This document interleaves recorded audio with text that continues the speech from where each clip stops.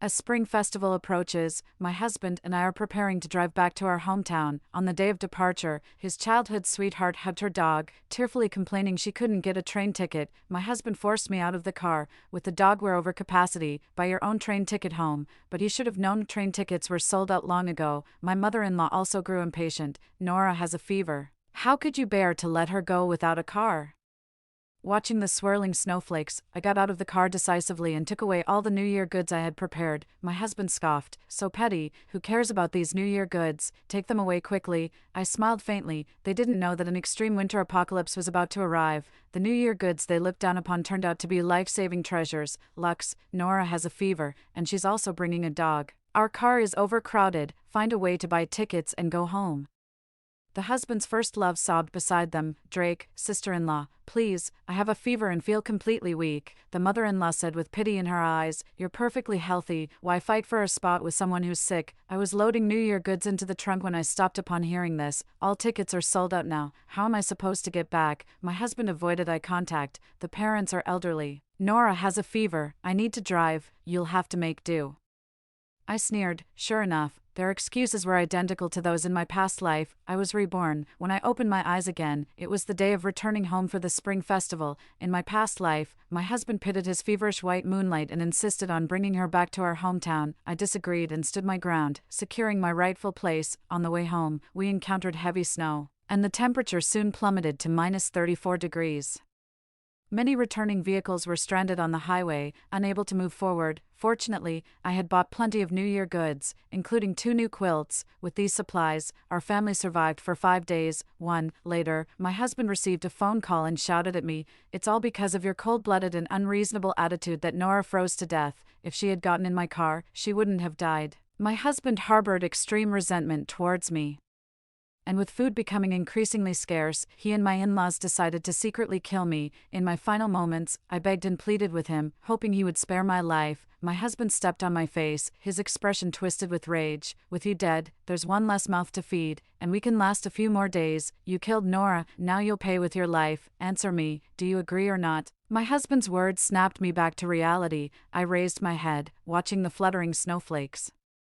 And an idea came to me. I agreed to give up the spot, but since I bought the New Year goods, I'll keep them. Hearing my words, Nora laughed. Sis-in-law, you're so stingy. It's just some New Year goods. The mother-in-law also chimed in. Keep it if you want. Who cares? When we get back home, I'll buy new ones, more expensive than yours. I sneered inwardly. The New Year goods and supplies they now looked down upon would become life-saving treasures in the snowstorm apocalypse. Before leaving, Nora whispered in my ear, Sis-in-law, Drake still cares more about me. You're jealous, aren't you? Jealous. Watching them drive off cheerfully toward their doom, what exactly do I have to be jealous about? After my husband's family drove away, I gazed at the increasingly heavy snow and fell into deep thought. Time was running out for me. 2 days, at most 2 days, before many cities would be engulfed in snow disasters. I chose to stay locally, abandoning the idea of returning to my hometown. I quickly called my parents and sent them a checklist of supplies needed for extreme cold weather. Faced with items like a hand-crank generator and solar panels, my father was puzzled but agreed to prepare as I requested, which made me breathe a sigh of relief. The only car at home was taken by Drake, so I had no choice but to take a taxi. I need to stock up on a lot of supplies. I died too early and don't know how long the apocalypse will last, so I can only choose to hoard more. This house is no longer safe to live in. I'm worried Drake's family didn't die on the highway and might come back. To be safe, I need to find a new place to stay, soon. I picked a location, my best friend's grandmother's countryside villa. The villa isn't too far from me, just a half-hour drive. My best friend's family had long since relocated to Hainan, leaving this villa abandoned for quite some time. I sought my best friend's permission and urged her to stock up on supplies as well. In the previous life, even places like Hainan experienced severe extreme cold weather. First, I went to the bank and withdrew the fixed deposit I had saved, totaling 200,000. Additionally, I borrowed from every possible lending platform within the repayment capacity of my house sale. With money in hand, I felt much more secure. I took a taxi to the largest local supermarket and purchased a lot of food. The apocalypse is coming. Staying at home is boring. And I urgently need the comfort of good food. Stocking up on provisions is a must. For food, I chose long-lasting staples like rice and flour, stocking 300 bags of each. Compressed biscuits can increase satiety, so I bought 10 boxes. Canned foods can be stored for a long time, and their processing methods maximize nutrient preservation. I bought 50 boxes of fruit, meat, and seafood cans. Instant noodles are essential, along with self-heating hot pots and such. I picked up flavors I could tolerate and bought 100 cases. Daily necessities can't be overlooked either. Must-have items like toilet paper and sanitary pads need to be stockpiled in bulk. I bought a 2-year supply. I stocked up on all kinds of seasonings and sugars. I also purchased snacks like nuts, chocolates, cookies, and potato chips. And of course, Happy Fat water is absolutely essential. Water resources are important. I bought a single-person annual supply of mineral water and ordered simple water purification equipment online, which will arrive tomorrow via same-city delivery. Considering future emergency lighting needs, I bought another box of candles. To avoid drawing attention, I purchased these items in several separate orders. Even so, I still heard others talking about it. It's snowing a little. Aren't you afraid these groceries will expire before you can use them all? Wearing a mask and keeping my head down, I didn't pay much attention. I'm no saint, I can't save everyone. Cured meats like bacon and sausages store well. I bought 100 pounds at the nearby market. Cold weather gear was the priority. I visited several stores to get hand crank generators, solar panels, and solar power banks. Electricity can also be stockpiled. I bought 20 storage batteries along with solar panels, solving the most basic power supply issues for the future. I purchased several items like cold-proof tents, extreme cold down jackets, thermal clothing, self-heating blankets, insulated sleeping bags, and warm masks. For clothing, I didn't have time to try them on, so I bought 2 larger sizes each. The snow outside is getting heavier, already reaching mid-calf depth. Checking the time, it's 5:30 p.m. I don't have much time left. The area around my best friend's grandmother's villa is deserted, so the chance of being discovered is low. However, to prevent potential intrusions later, I paid extra to hire workers to renovate the villa, install a sturdier main door, and set up surveillance cameras both inside and out. I've also prepared some self-defense items to prepare for potential illnesses. I visited several pharmacies and stocked up on necessary medications, antibiotics, cold medicine, bandages, etc. I even bought 10 boxes of heating pads. It took until the next day to gather all the supplies. The city was buried under heavy snow, with drifts reaching thigh-high, and temperatures had plummeted to -38 degrees. The driver had already stopped working, and I prepared the last batch of supplies before moving into the suburban villa. The city was still functioning normally. I turned on the warm air conditioning, creating a cozy atmosphere that sharply contrasted with the cold outside. While eating steak and watching a variety show, I received a video call from Drake. "Honey, please save me quickly. I'm about to die." I didn't respond to him. Drake turned on the camera. "I'm not lying to you. Are you on the road? It's so cold, I can't stand it, and the highway is completely jammed, cars everywhere." I wrapped myself tighter in the blanket. "Feeling warm, what do you want me to do?"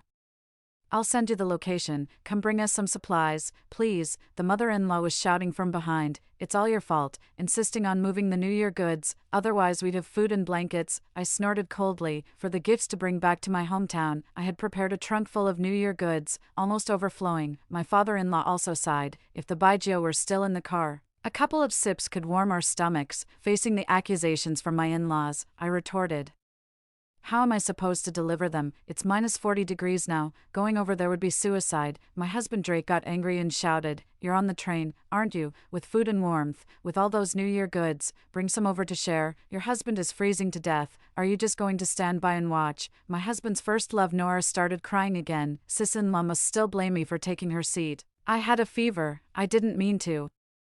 I nearly rolled my eyes hearing this. "Shut up, you damn green tea bitch. Since you're eyeing my husband so much, I'll just give him to you." "Sis-in-law, you've misunderstood, too." I couldn't be bothered to argue with her. "Don't even think about me sending supplies. Whether you live or die is none of my business." Drake suddenly realized, "There's no sound on your end. Why aren't you turning on the camera? You're not on the train, are you? Don't tell me you're at home." Drake gritted his teeth.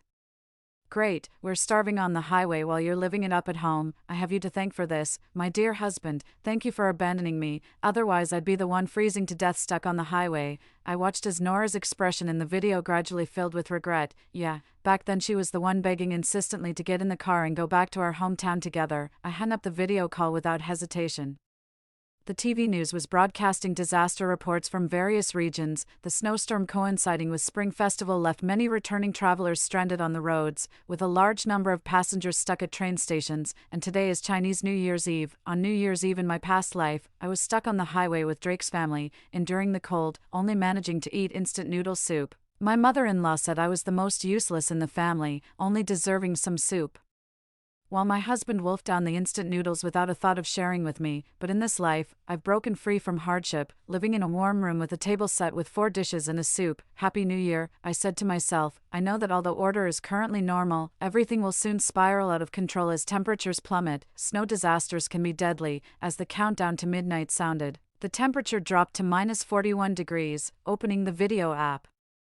I saw Drake live streaming. In his live stream, he accused me of standing by and watching his family freeze to death without lifting a finger. Many comments are accusing me. A wife like this deserves divorce as soon as we get home. Even if my husband and in-laws freeze to death, I'd crawl to deliver supplies. This wicked woman will get her karma. Such words cannot harm me in the slightest. Drake's lips turned purple from the cold as he tightly wrapped himself in a down jacket. In the video, a dark shadow flashed by, then came the mother-in-law's shout, "Damn it, someone's stealing, help, catch the thief." Drake got out of the car to chase after them, but in the darkness, there was no trace left. He returned dejectedly, only to hear his mother-in-law exclaim loudly, "Half a box of instant noodles is all that's left, and they've been stolen. Even our only blanket was taken." With supplies already scarce, Drake was devastated. He turned his head and scolded the white moonlight.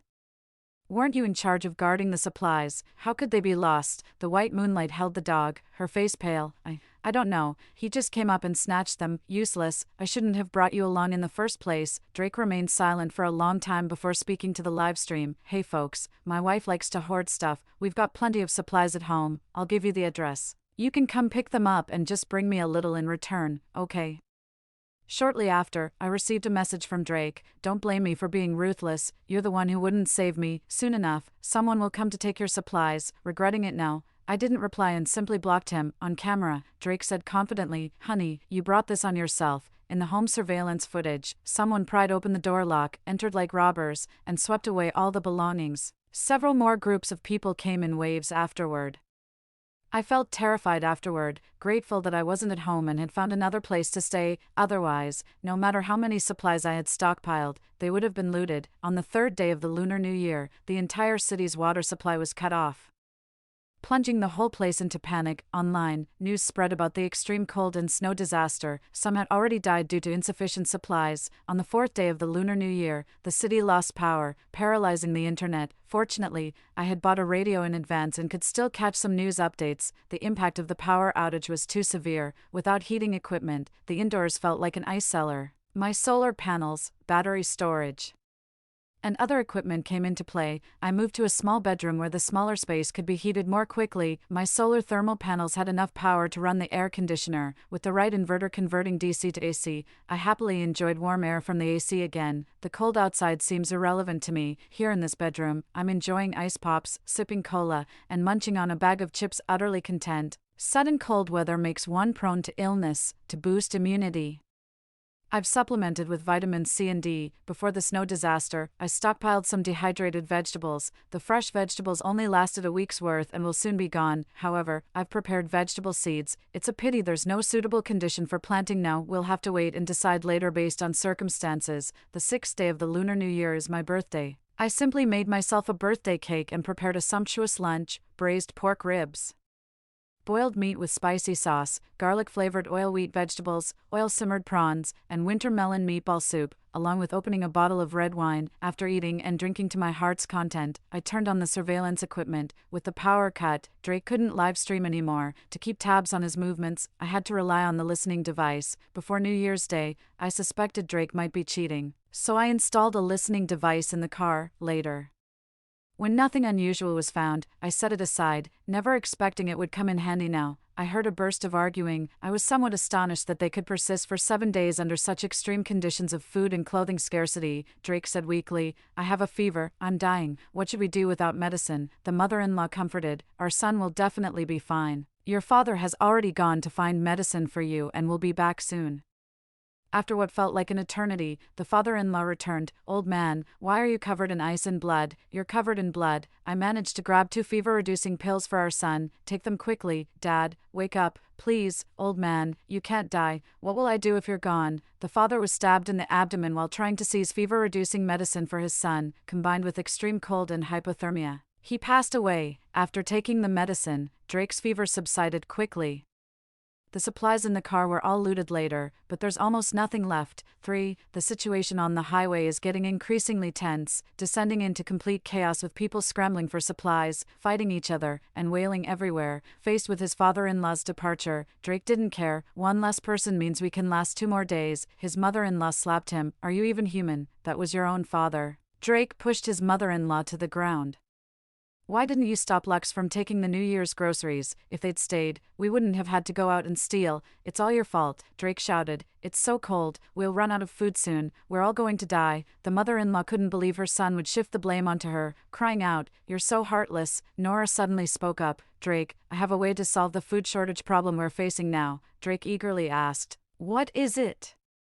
"I'm about to faint from hunger." Nora leaned close to Drake's ear and whispered, "Trick your mom into leaving. With one less person, we can naturally hold out a few more days, but she's my own mother. The child in my belly is your own son. Could you bear to starve us both to death?" After a moment of hesitation, Drake agreed. After a while, he clutched his neck uncomfortably. "Mom, I can't breathe. I think I'm having an allergic reaction." Drake is allergic to peanuts. Over the years, he's been very careful with his food and has hardly had any allergic reactions. Sure enough, his mother-in-law was very worried. "Son, don't scare me. Was there peanut in the cookies you ate at lunch? Wait here, I'll get your medicine. Maybe there's some in another car." With that, the mother-in-law stumbled out of the car. Nora quickly closed the car door. "Don't blame me, Drake. I'm doing this for our son."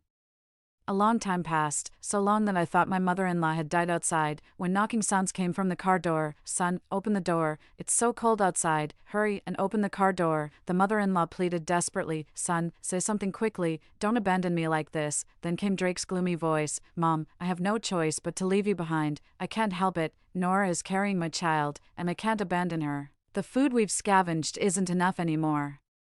Dad is already dead. Mom, without you, we might last a few more days." The mother-in-law's voice grew weaker. "Ungrateful son, you heartless wolf, how could you deceive me?" The mother-in-law desperately pounded on the car door, wailing in utter despair. Nora shouted, "Auntie, you can't let your grandson starve to death. Can you? This car door must not be opened." Later, the mother-in-law's voice grew fainter and fainter. Unbeknownst to Drake in the car, the mother-in-law was clutching a box of allergy medicine in her hand. She had endured knife-like cold to beg for it from other cars. Exhausted, she knelt and crawled back step by step, leaving a trail of blood behind her, still murmuring, "With this medicine, my son will be saved." As the mother-in-law crawled outside the car, what greeted her was her own son's calculation and cold-bloodedness. The howling wind drowned out the old woman's words. "Son, I've brought your medicine back."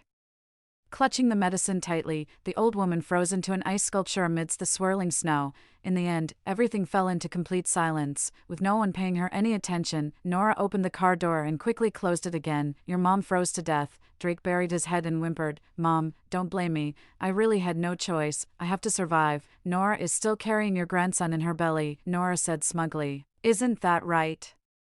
The ultrasound says I'm having a boy who can carry on your family line. Go hurry up and divorce your wife." Drake agreed. With so many people rushing to steal her supplies, she must be long dead by now. The house and savings will all be ours. Listening to these two people's scheming, my heart sank little by little. No wonder my mother-in-law and Drake cared so much about Nora.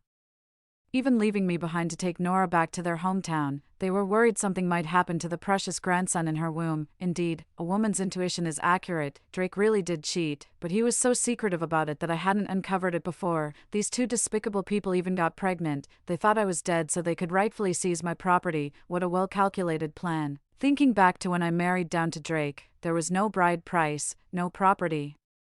And even the down payment for this place we live in now came from my own pocket. I must have been out of my mind to fall for such a psychopathic social climber. I opened the cabinet and angrily devoured a bag of chocolates. Drake will get his karma. He'll freeze to death outside sooner or later. I occasionally listened to the surveillance device for a while each day to keep tabs on Drake's movements, relying on his superior physical condition. Drake robbed supplies from other vehicles several more times. With the stolen food and blankets, Drake and Nora managed to hold on for several more days. As the robberies continued, the food and other vehicles became increasingly scarce. Many vehicles already had people inside who had frozen or starved to death. Just as Drake was sinking into despair, the sound of a helicopter came from above. The government had sent rescue teams. The loudspeaker broadcasted the rescue rules. Priority for the elderly, children, sick, disabled, and pregnant. Others wait where you are. We won't abandon anyone. But everyone knew whether they'd survive until the next rescue was an unknown. There weren't many survivors left, and everyone was scrambling to board the aircraft. Nora looked at Drake. Drake, I'm pregnant. I can get on the helicopter. What about you? Indeed, Drake was a healthy man. This helicopter wasn't meant for him. I underestimated Drake's determination. He pulled out a knife and slashed down at his left arm. With a dull thud, Nora screamed, "So much blood. Drake, why did you cut yourself?" Drake laughed. "Disabled people can board planes. I need to go back and see if Lux is dead or not." My heart sank. Drake was coming back. I heard on the radio that the government has set up temporary relief stations for these rescue workers, distributing food to each person, though not much. With careful rationing, it could last about a week. The relief stations aren't meant for long-term stay. Eventually, everyone must return to their own homes. From the surveillance footage, I saw Drake and Nora returning. Drake had his arm in a sling. Both had long lost the neat appearance they had before returning home. Their clothes were faded beyond recognition, and they looked extremely weak, staggering as they walked. Drake was filled with regret. I really shouldn't have let others loot the supplies. The house was completely ransacked. But Drake still managed to find some food hidden in the kitchen corners, snacks I'd secretly stashed away when craving treats. Drake always tells me to diet. Unable to resist, I hid some snacks, never expecting they'd end up benefiting the looters. After thoroughly scavenging the house, Drake found several buckets of hot and sour noodles along with some chicken feet and other snacks. Drake muttered, "Luckily there's still some food left. We can hold on a bit longer." "It'll be fine once the snow stops," Nora asked uncertainly. "Will the snow really stop?" Drake shivered as he wandered around the house. "Lux definitely hasn't come back. She must have taken shelter somewhere else." The city's power grid was briefly restored for an hour. Seizing the opportunity, Drake video called me during this time. I readily accepted and pointed the camera at the dining table. Compared to the food on my table, Drake's meal looked pitifully meager. His face twisted with jealousy. "Lux, you live in abundance while I, your husband, suffer. How heartless, husband. When another woman carries your child, I'd rather not have such a husband." His expression changed. "You already know everything." "Yes, I figured it out. Actually, I could take you in. But Nora, this mistress, I can't stand the sight of her." Drake glanced at Nora and remained silent. I continued. "Here you can enjoy air conditioning and plenty of food, Drake. When you kicked me out of the car, you never imagined you'd encounter a snow disaster, did you? It's a shame you're still alive. The heavens must be blind." Drake gritted his teeth, enduring my taunts, then humbled himself. "Lux, I regret it now. I finally understand that you're the one I love most. Nora and I were just putting on an act. Give me a chance to make it up to you." "Okay, I'll think about it." After saying this, I ended the video call and opened the surveillance feed. I deliberately gave Drake hope. Only this way would he turn against Nora, scumbag man and despicable woman. I won't let either of them off. As for the child in Nora's womb, I'm not that saintly. The child isn't innocent. It's the product of their affair, a symbol of sin itself. Sure enough, Drake wavered. After all, in the video, my table was laden with sumptuous food, the house stocked with supplies, and in sub-zero temperatures, I actually had air conditioning. This was lethally attractive to Drake. Nora, unaware of the situation, kept complaining about intense fetal movements and demanded food, saying she was starving. Drake roared, "Your appetite is getting bigger and bigger. We only have this much food left, which can last at most 3 or 4 days. If we don't save some, we'll starve sooner or later. What are you arguing with me for? I'm carrying your son." A few days later, when the Lantern Festival arrived, Drake's food supplies ran out. The outside temperature had already dropped to -50 degrees, going out would be suicide, and both of them knew this well. Beginning to panic, "What should I do? I don't want to die."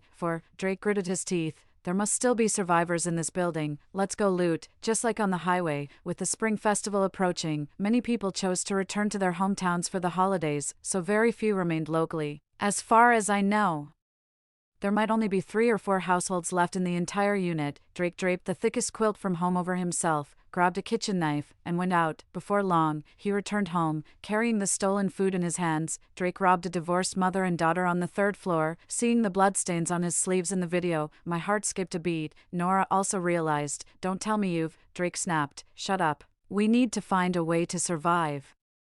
That mother and daughter downstairs had plenty of supplies, even some hand warmers. They feel quite warm when stuck on. There's so much stuff, it'll take me several trips to move it all. Though Drake didn't say it outright, I already understood the fate of the mother and daughter downstairs. I silently saved this video on the 25th day of the first lunar month.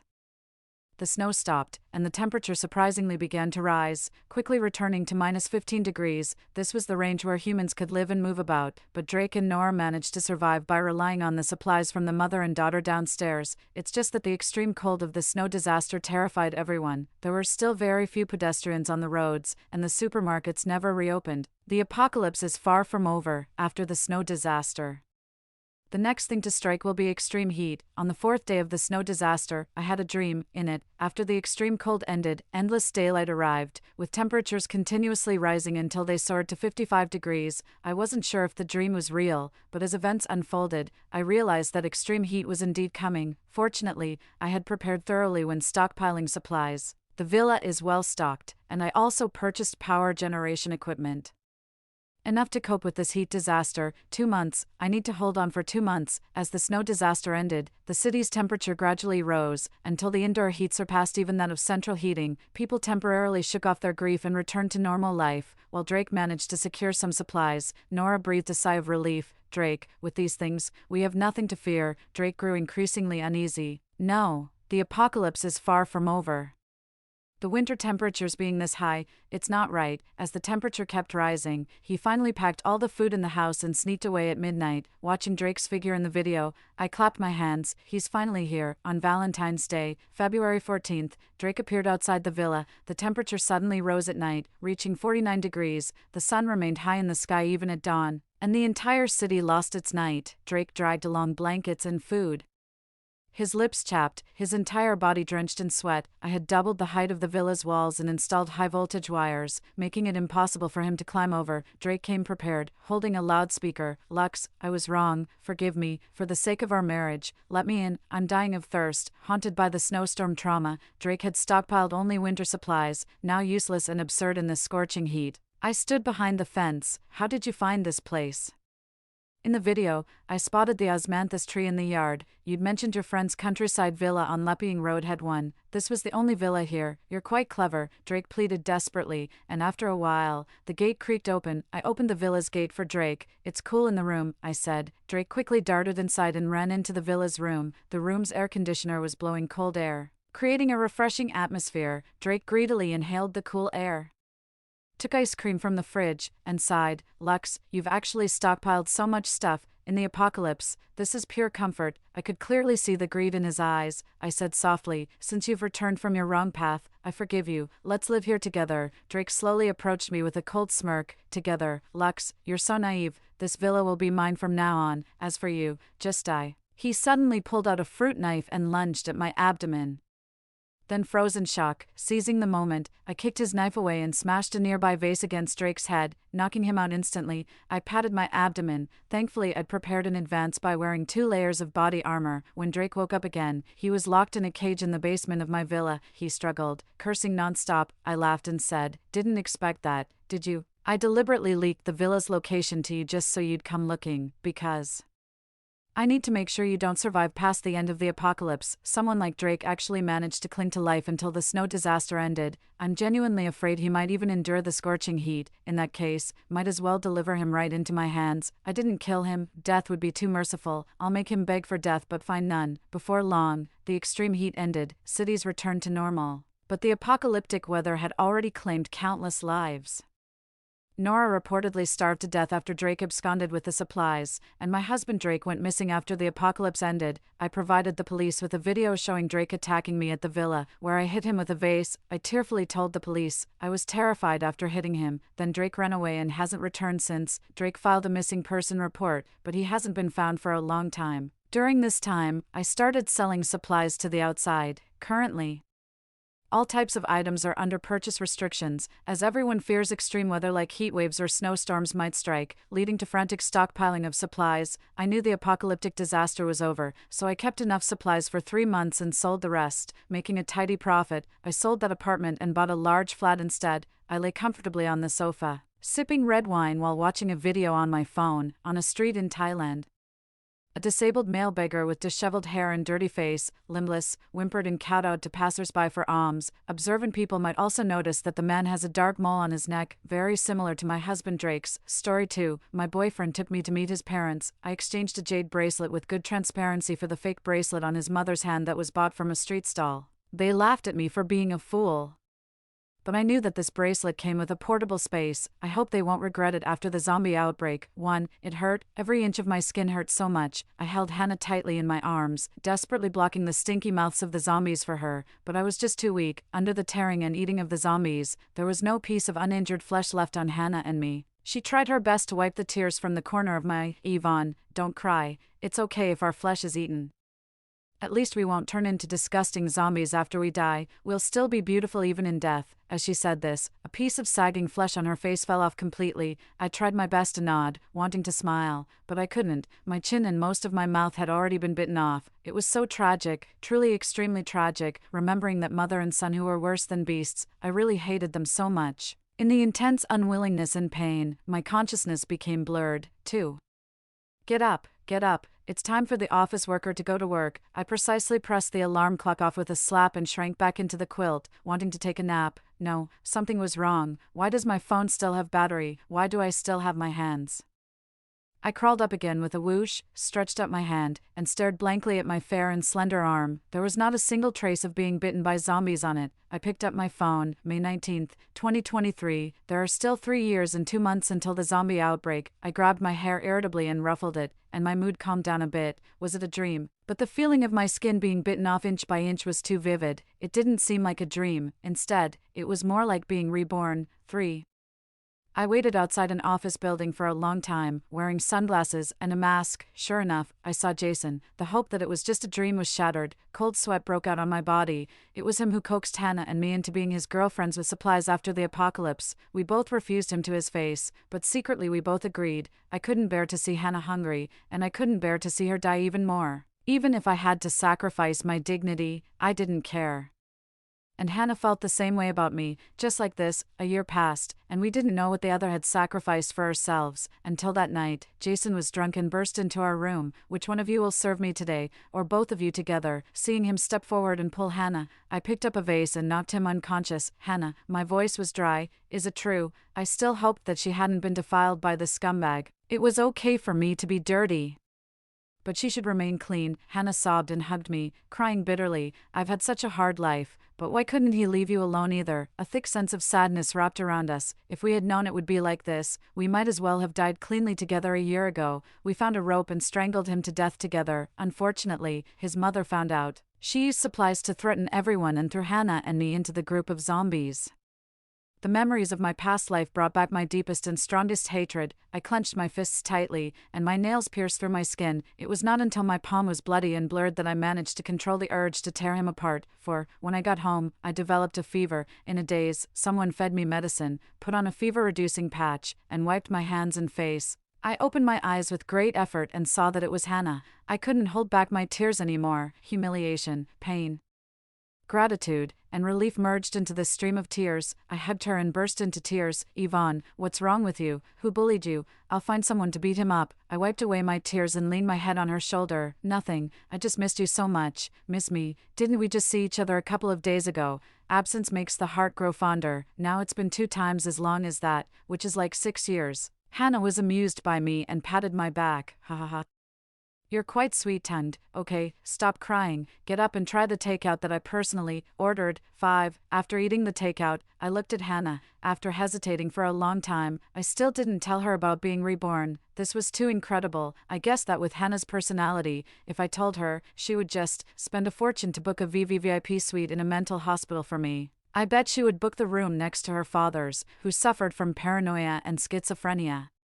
So it would be convenient for her to visit. I remembered the last time I accompanied her to visit her uncle. The way he was pinned to the bed by several nurses and injected made me feel uneasy. What's wrong with you? Your face looks so pale. Of course, I couldn't say that I was afraid of her, so I quickly changed the subject. Hannah, let me take a look at the renovation plans for your new villa. Why should I show it to you? You don't want to live with me anyway. Humph, leaving me all alone.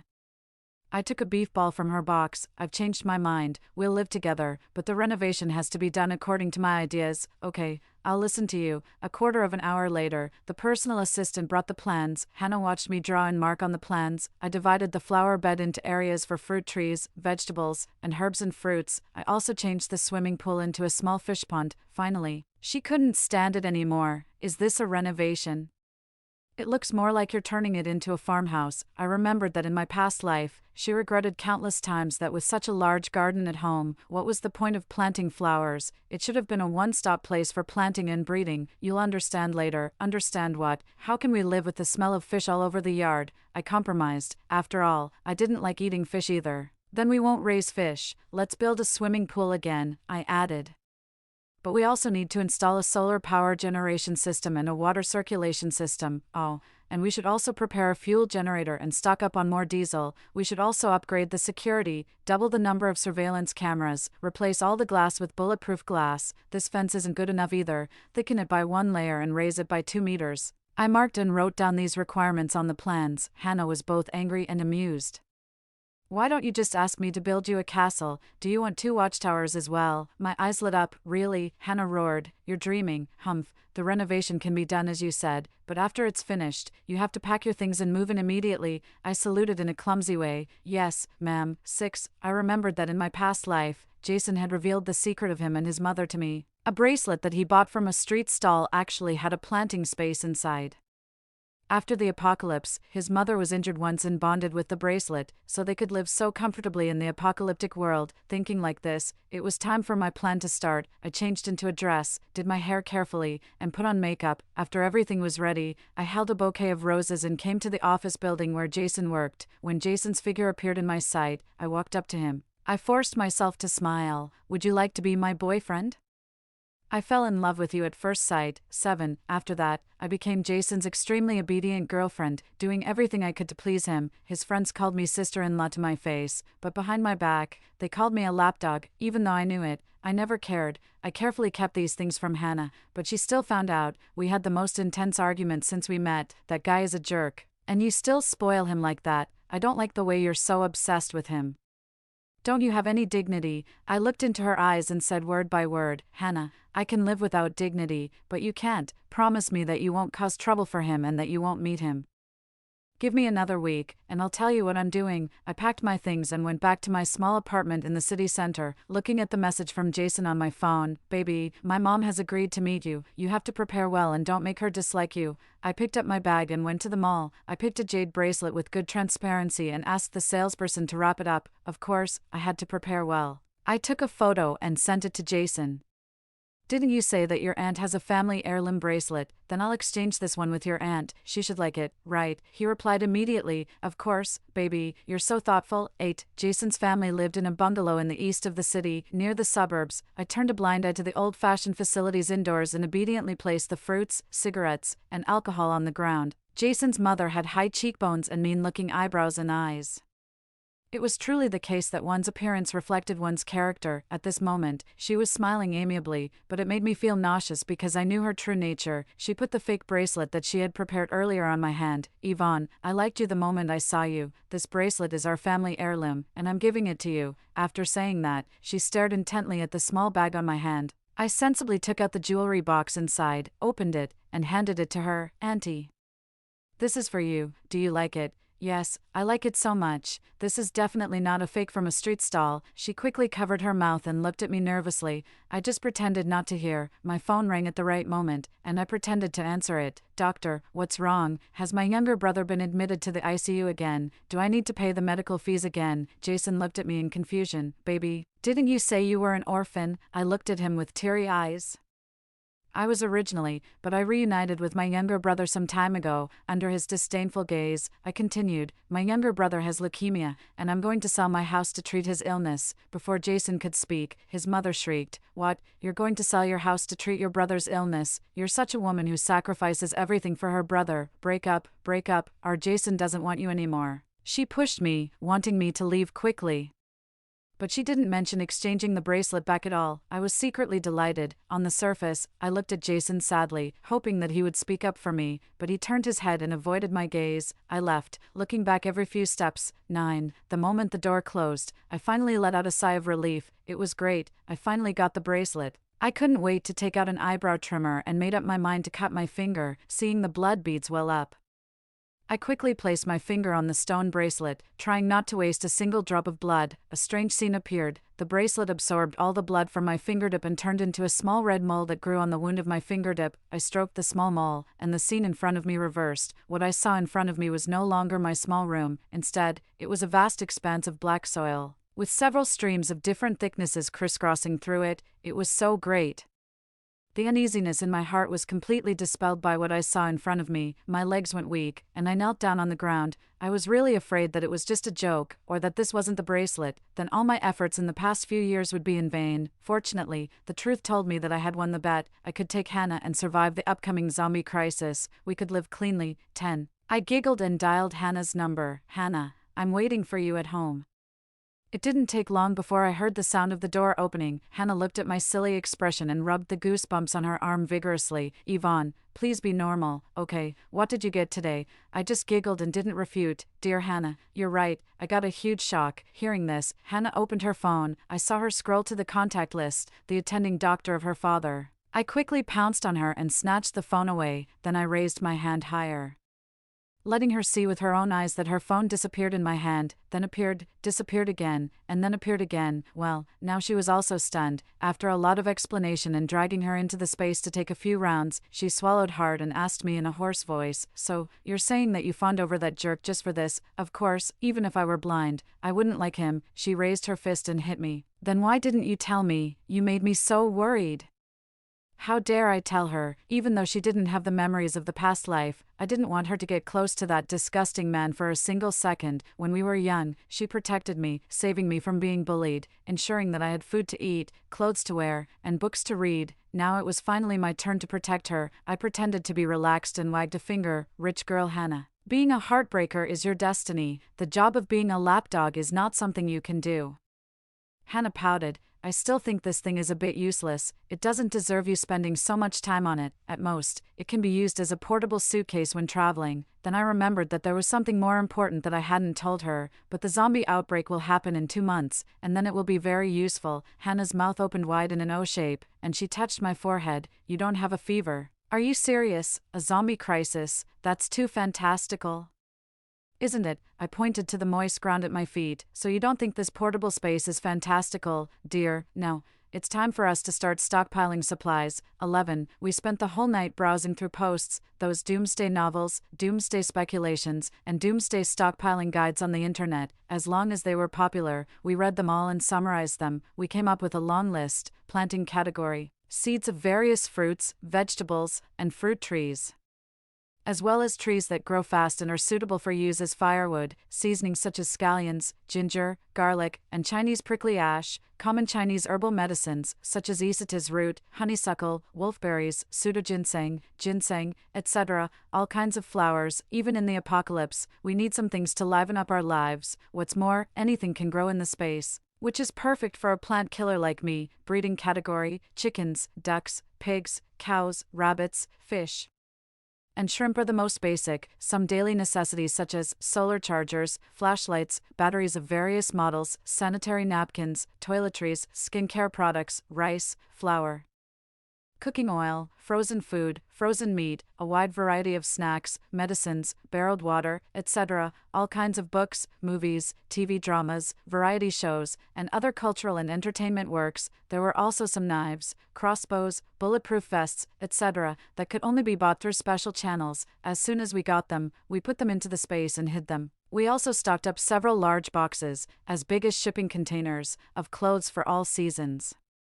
We modified several cars and stocked up enough gasoline, just in case. She also hired someone to add an extra layer of enclosure around the villa. A basement was dug, and there were 3 passages for entering and exiting it. The basement was divided into 6 or 7 rooms. One of them served as our resting place at night. A large room was turned into a cold storage to store all kinds of frozen meat. There were 2 other rooms. She didn't say what they were for, But I guess they were reserved for her father and mother. As for the others, she said it wasn't expensive, so it was better to dig more and leave them available. Well, I'll try my best to understand the thoughts of a wealthy woman. All the doors in the villa were also upgraded. It was really a generous move. Finally, she even built 2 watchtowers that we had jokingly mentioned before. Now the villa really looks like a castle.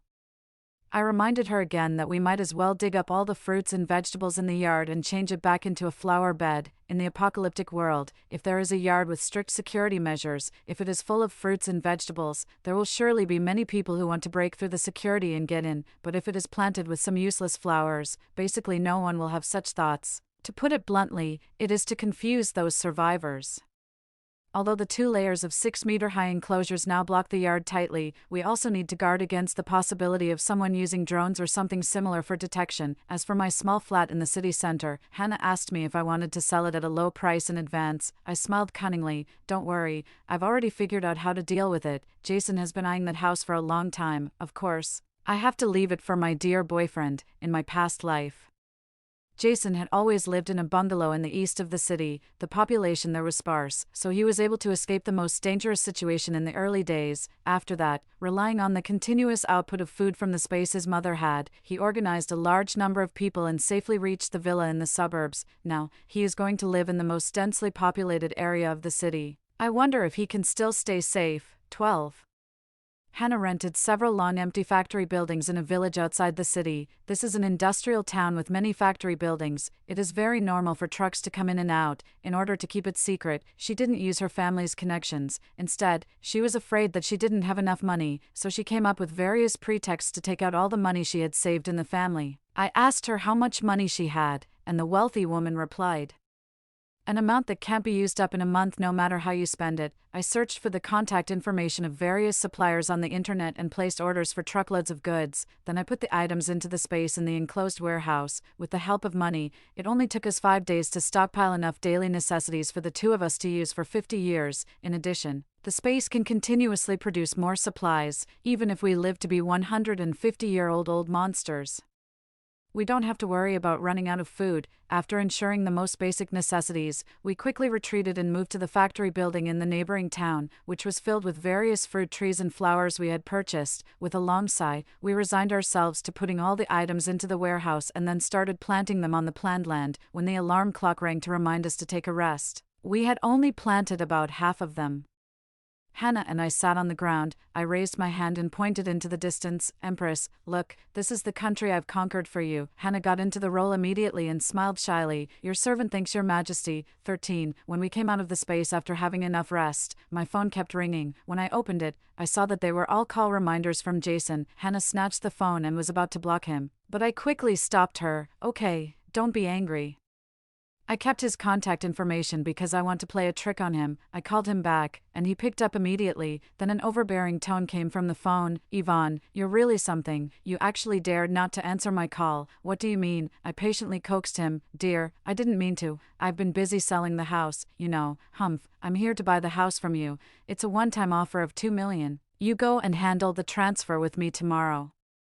I wanted to laugh in my heart. It's a school district house worth more than $5 million. He's really bargaining like using a dragon-slaying knife, but I don't care either. My goal isn't to get money. I want his life. If he really can't even afford $2 million, I'll find a way to give him the house. "Dear, I agree, but you have to give me your house in the east of the city. Otherwise, my brother and I will have nowhere to live." Jason's voice was filled with ecstasy. "TSK. I hope he can still be happy after the zombie outbreak. Are you really willing? That's a school district house, which is in short supply." "Of course I'm serious. How can a school district house be more important than my feelings for you?" Jason left a message. "Then see you at the Housing Administration Bureau tomorrow," and hung up the phone in a hurry. 14. The next day, at the entrance of the Housing Administration Bureau, I saw Jason and his mother with huge dark circles under their eyes.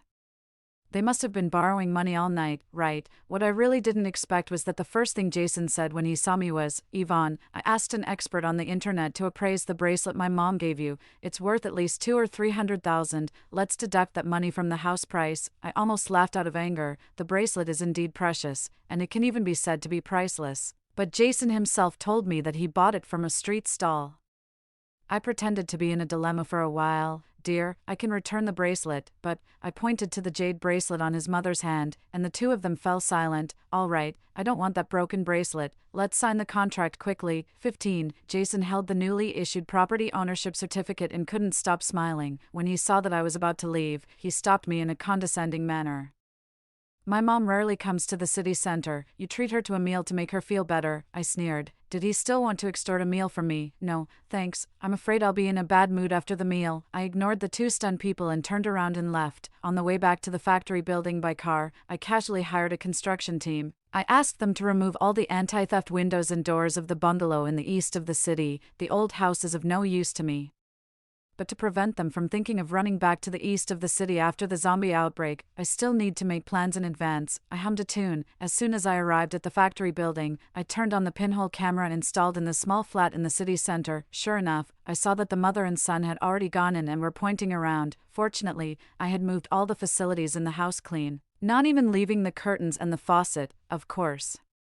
The most important thing was that I had already put the refrigerator and all the edible things into the space. I didn't even leave a single scallion or chive planted on the balcony. To be honest, if it weren't too troublesome, I would even scrape off the wall paint for them. 16. Hannah and I assembled all the materials we had bought in the space. The space was now divided into sections by the assembled fences. The animals we raised had all been put into the pens, so we didn't have to worry about them trampling on the flowers and plants in the space. We also assembled a simple house and put all kinds of furniture in it. If there is an unexpected situation, we can also live in it. We have prepared everything in terms of materials. Now there is still 1 month left before the apocalypse breaks out. It's time to deal with the emotional issues. Hannah picked up her father from the mental hospital and arranged him in the basement. The door of the room was closed tightly, leaving only a small window to observe the inside. Her parents' marriage was an arranged one, and they didn't have much emotional foundation. Her father had an affair with his secretary when he was young. After it was discovered, her mother took the opportunity to divorce and went abroad to look for her first love. After his wife left, her father realized that he had fallen in love with her. He began to imagine that she was still by his side, and in the end, he actually drove himself crazy. It's really quite bizarre. Hannah had always disliked him, but she would still visit him occasionally. Although she had already reserved rooms for her parents in the basement, she still couldn't make up her mind. It was only after I persuaded her that she agreed to bring him back. Although she hated him, I knew that Hannah still couldn't bear to watch him die. After settling her father down, Hannah dialed a phone call across the ocean. A clear and gentle female voice came from the receiver. "Hello, who is this?" Hannah's eyes were numb with a hint of struggle. She hadn't contacted her mother for nearly 20 years. "It's Hannah. Hannah, it's you. You finally called me. Mom misses you so much." Hannah coughed twice. "Since you miss me, bring Uncle and come to see me. I'm going to die soon and don't have much time left." After saying that, she hung up the phone before the other side could reply. Turned on the Do Not Disturb mode on her phone, picked up the inventory list, and started counting the supplies again, but the inventory list had already been counted several times. Sigh. I let out a long sigh. Fortunately, I'm an orphan. 17. On the morning of July 18, 2026, there was 1 day left before the zombie outbreak. The villa was empty and quiet, outside the French windows. The automatic irrigation system was watering the various flowers outside the house. Each drop of water that fell was reflected by the sunlight, showing a beautiful light golden color. Everything looked peaceful and beautiful. None of us spoke. We sat with our knees hugged, quietly enjoying this moment of beauty. There were still 10 minutes left before the first zombie video would appear on the internet. It was a college student who, while shopping and having fun, found someone pretending to be a zombie. She was a big fan of The Walking Dead and thought that the makeup and acting skills of this zombie were amazing. She immediately stepped forward and patted his shoulder, wanting to have a conversation with him. She also asked her friend to film the process from a distance, wanting to post it online to gain some popularity. The video was indeed filmed and became the most popular video on the internet. The price, however, was her life. As soon as her hand touched the other person's shoulder, that person suddenly stopped shaking and twitching. He turned around blankly and stared at her with his pale eyes. She was just about to ask what brand of colored contact lenses he was wearing, as they were so realistic, but she was bitten on the neck by the zombie, and blood spattered everywhere for a moment. The roar like that of a wild beast resounded through the street. The crowd scattered, screaming. But there were still some bold people who gathered to watch and even praised the girl. The acting is really good. It looks just like the real thing. It wasn't until a few minutes later that the girl also started twitching and shaking. The black in her eyes was replaced by gray and white, and she pounced on the crowd together with that man. 19. There were faint screams and cries coming from a distance outside the house. Because the sound insulation of the villa was so good, it wasn't clear. Hannah turned on the surveillance camera outside the courtyard wall. But she saw a hideous face covered in blood and flesh flash past the camera lens, staggering and running after a middle-aged woman in front. I recognized both of these people. One was the community security guard, and the other was the caregiver of the grandmother in the next building. Seeing that the woman was about to be cut up and she couldn't run back to the next building, she started crying and pounding on our courtyard gate. "Miss Hang, open the door, save me." I turned to look at Hannah and caught a trace of pity in her eyes. She picked up her phone and wanted to remotely control the door to open, but in the end, she dejectedly put it down. It didn't take long for the caregiver to be cut up. Her crying and begging turned into abuse. "You two little bitches in the house, you're just watching me die. You're harming people. I curse you to die a horrible death." The zombie took a bite on her neck, and she couldn't speak anymore. She gasped and closed her eyes. When she opened her eyes again, her eyes were already gray. Hannah's eyes were full of pain and struggle. She wasn't the Hannah from the past life who had become extremely cold and indifferent after being betrayed and deceived by blood. I held her hand. "Hannah, you're not wrong. She cursed us just because we chose to protect ourselves. How can such a person be grateful? If we save her, we'll probably be in constant trouble." Hannah thought for a while. "You're right. What if she refuses to leave and even threatens us to give her food? Otherwise, she'll open the courtyard gate and let the zombies in." Although she said so, her expression was still very heavy. I wanted to distract her, so I picked up my phone and cast the screen to the TV. "How about I show you something to make you happy?" 20. The small flat in the city center appeared on the screen. Now there were some old furniture in it, and it was no longer empty. It seemed that they really spent all their savings on buying this house, as they even moved all the old things from the house in the east of the city here. I divided the screen into several parts and checked all the rooms in the house. I didn't see any food stored there. As for the refrigerator, it was still that shabby small refrigerator. I wonder how much it can hold. And I remember Jason once criticized me through his mother because he thought I spent money recklessly. "Yvonne, you're just too extravagant. You're not like my mother, who is so thrifty. She always goes to the vegetable market in the evening to buy the most cost-effective things." Thinking about it, his mother hasn't bought today's groceries yet. I looked at the two of them sleeping soundly. I found it a bit funny. I could even hear the screams and pleas for mercy outside the house through the surveillance camera. How could they still sleep? They really have a big heart. I picked up my phone and dialed the number. It rang 3 times before Jason answered. "Yvonne, you're such a woman who sacrifices everything for her brother. Don't pester me. We've already broken up. Do you understand?" There was a cold sneer on my lips. "Dear, why do you think so of me? I just called to remind you out of concern for your safety. Didn't you hear any strange sounds?" I hung up the phone and saw Jason walking to the window following the roars of the zombies and the screams of passers-by. After just looking for a while, he was so scared that his legs went weak and he fell to the ground. He frantically crawled back to the bed and picked up his phone. "Baby, what's going on outside?" It's nothing much. There's just a zombie outbreak. They will bite people to death, and those who are bitten will also turn into zombies." My voice was full of worry. "Dear, you and Auntie must never go out. If you're caught, you'll also turn into zombies. That would be terrifying." At the beginning, the zombies didn't move very quickly, but later they became more and more agile. I must dispel the idea of the two of them going out to stockpile food now. I continued. "Dear, I replaced the main door with the latest model some time ago. It will definitely be able to block the zombies." It was indeed the latest model. I picked the latest model that was a cheap one and installed it. When the installation master removed the door that I bought for tens of thousands of yuan and replaced it with this door that cost less than 1,000 yuan, he thought I was crazy. "Just stay at home and wait with peace of mind. The country will definitely come to the rescue. Don't go out and seek death." Next, I watched as he tremblingly woke up his mother, and the two of them took out the few supplies they had and started counting them. "TSK, is that all? It will be very difficult for them to last even 5 days." Seeing that the two of them really had no intention of going out, and instead moved the sofa, table, and chairs to block the main door, I put aside my phone and stopped paying attention. 21. On the 3rd day of the apocalypse, Hannah and I put on our boots, arm guards, bulletproof vests, helmets, and goggles, and went out fully armed. The later it gets in the apocalypse, the more powerful the zombies become. After discussing, we decided to clear out the zombies in the community. In our past life, we didn't go out until 2 months later when there wasn't much food left at home after staying in the villa. By then, the zombies were already very difficult to deal with. It took us about a month, on and off, to clear out the zombies in the community.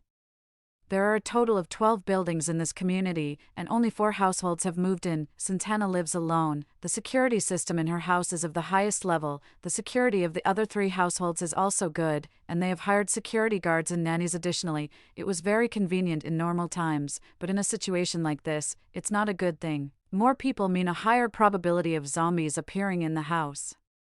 After we cleared out the community in our past life, we sadly found that there were only the 2 of us left alive in the entire community. When we just finished clearing out the community, there were foods moved from each house and various fruit trees in the community. At most, we couldn't eat meat, but we wouldn't starve to death either. However, later, Jason and his mother came here under the protection of many people. Relying on the large number of people, they forced us. I shook my head.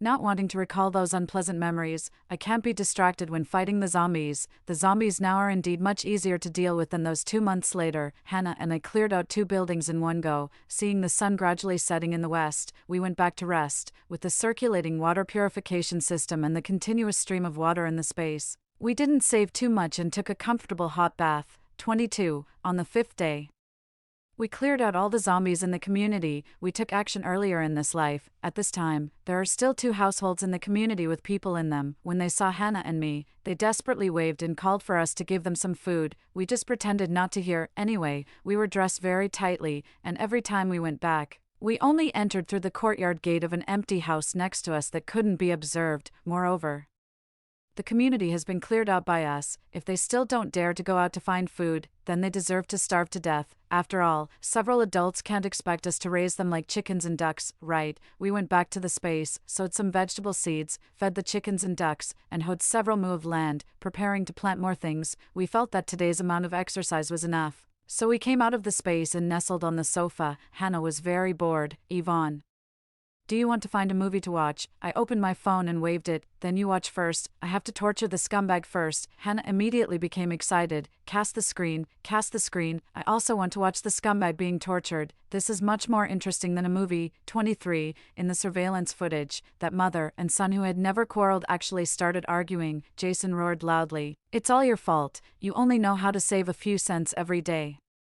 If you had gone out to buy food that morning, we wouldn't have so little food now. Oh, he has 2 different attitudes. In the past, he always said that his mother was thrifty and knew how to save money, and told me to learn from her. Jason's mother shrank her body. Her arms were full of bruises, and she tried to defend herself. If Mom didn't save like this, where would we get the money to buy a house? Jason casually picked up something and smashed it to pieces. How dare you say that? Look.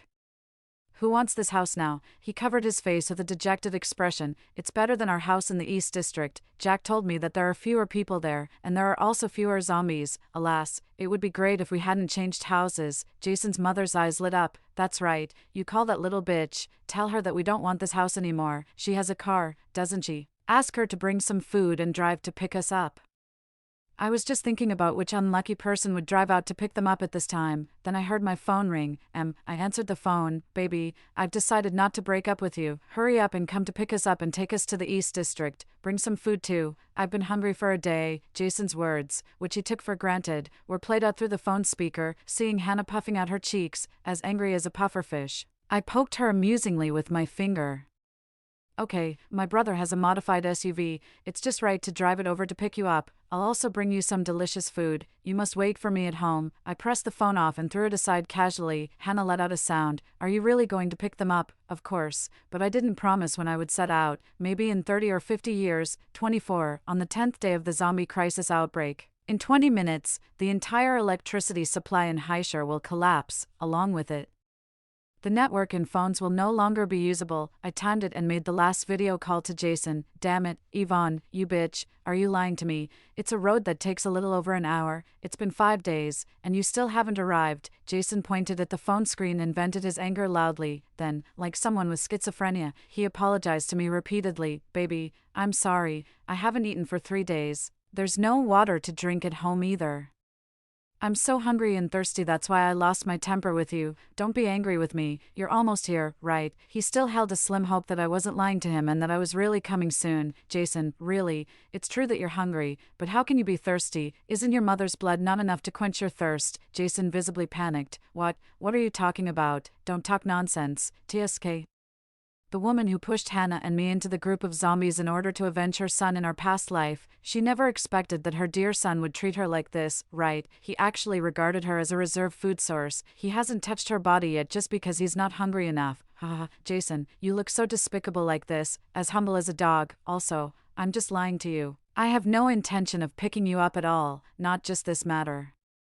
When I said I liked you and insisted on being with you, that was also a lie. In fact, I really dislike you. Tell me, in which relationship for 3 years would the boyfriend not even be able to touch a single finger of the girlfriend? I said I was religious and couldn't have physical contact with men before marriage, and you actually believed it. You're so stupid. Jason obviously didn't want to believe it. You're lying to me. What do you want? You just like me. Don't deny it. Come and pick me up quickly. If you come to pick me up, I'm willing to marry you. Okay, I felt like vomiting. How could someone be so shameless? Of course, I want that bracelet your mother gave me. You didn't know, did you? After dripping blood to recognize the master of that bracelet, it can open up a space. There is land, sunlight, and water source in it. I've stocked it full of things. TSK, I really have to thank you. A bracelet that cost less than 50,000 yuan allowed me to exchange for such a great treasure. I took out 2 ice cream cones out of thin air, gave one to Hannah, and slowly started eating mine. Jason was shocked and murmured, "It's impossible. It's fake. It's all fake." I waved the ice cream cone that appeared out of thin air in my hand. Tisk, that's what cowards are like. When something happens, they first deceive themselves. I was too lazy to pay attention to his self-deceiving words. Seeing that there were only 5 minutes left before the network would be disconnected. No, why does the phone still have battery? The sound of me singing spread further and further in the empty corridor, causing bursts of echoes. Jason frantically searched for the source of the sound. When he rushed towards the door like a madman, the zombies on the upper and lower floors had already come hearing the sound. The inferior anti-theft door that I specifically replaced couldn't withstand the impact of the zombies a few times. Before the screen went off, I saw 3 or 5 zombies knock Jason down to the ground. He struggled desperately with his arm, from which several large pieces of flesh had been bitten off. But in the end, it was all in vain. He could only painfully endure the continuous biting of the zombies until he became a skeleton. 25. Finally, things came to an end. The pleasure of avenging my great hatred made me excited for a while, and then I returned to the daily pastoral life. The villa surrounded by a double-layered enclosure gives a great sense of security. Hannah and I even had the leisure to pick flowers in the yard and put them in vases. Occasionally, some zombies would wander into the community, and we would quickly deal with them, although we haven't seen anyone in the community asking for help anymore. The fruits on the fruit trees in the community are constantly decreasing. Every day, we would also sit on the swing chair in the yard holding a radio, listening to it while basking in the sun. We heard that the country started to build safe zones at a rate of 1 per year, and more people were rescued. Although we have no intention of going there, we are still genuinely happy to hear these news. Until today, we heard that the 10th safe zone was established. We were each holding half a watermelon and scooping it up happily. Hannah sighed. In the blink of an eye, "It's been 10 years, I was about to reply when I heard the joyful voice of the announcer on the radio. With the continuous efforts of the scientific researchers, the initial vaccine has been successfully developed, and volunteers are now being recruited." As soon as the words fell, cheers suddenly came from a house not far away that we thought had been empty for a long time. While Hannah was still in a daze, I quickly scooped away the heart of her watermelon. Today's watermelon is especially sweet.